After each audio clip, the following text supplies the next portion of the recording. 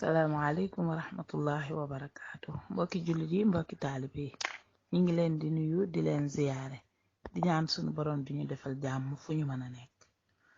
sunu xikma bi tey day wax ne te anna wala taajal bi lawmika saaxiban laalla lahu uzrun wa anta taluumu.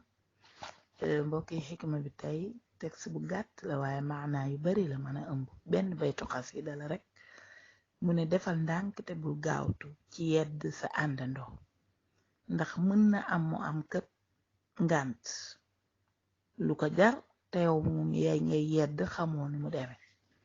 ay mbokk yi lii mu wax nii day bari ci ay majaalaat yu muy mën a dale nit. léeg-léeg mu am ci rendez-vous boo joxanteeg nit heure ba mu war a yegg si jot te yegg si wut nga daal di commencé wax lu la neex te xamagoo lu ko téye, wala lu leen di waroon a jox heure sàngam heure bu jot joxu la ko te mën naa am ngànt la ko téyel lu ko jar la nga commencé ko yedd te gisagoo ko xamagoo lu ko téye. mën naa am sax xaj na moom moo la waroon yow yaa ko waroon a defal danga ko diggoon ne ko jëlsi ko waxtu wa jot jëlsiwu ko nga daal di mer ne bu soobee yàlla duma ko jox ndax di ko jox rek moom muy fausse rendez-vous. te bu ci ne boo demee kat ma nga am la ko téye loo xam ne lu ñora ñor lool boo ko xamoon doo ko yedd. wolof day wax ne yedd yërëm a ko gën. du ci palaas yi yëpp waaye am palaas yu bari yoo xam ne yedd fa nit yërëm ko fa moo ko gën. li ci gën a doy waar nag mooy ko war a jóge bërëb déplacé wu di la fekk bërëb moom kooku moom fii gisa googu maa nga gis ku ko gis jërul jéema yedd te xamugoo lu ko téye ndax yoon lu ne mën na caaxew. waaye ñun daanaka loolu moo ëpp ci suñu mbir duñu dogal ngànt kenn te nit dañ koy dogal ngànt.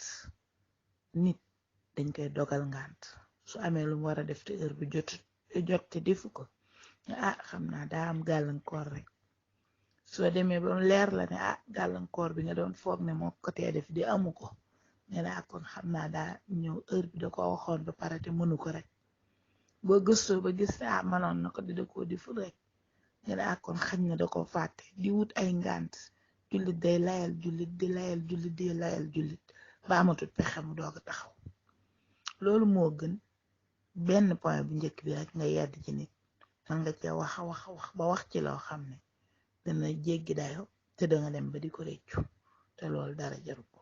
kon daal toujours del siise nit ñi ci façon bi gën a baax ba keroog ñuy def loo xam ne wax dëgg mënee satu leen a layal nga doog a bàyyi noonu.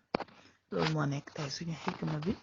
ñu ngi sant ñëpp di gërëm di jégglu. wassalaamu aleykum wa rahmatullah.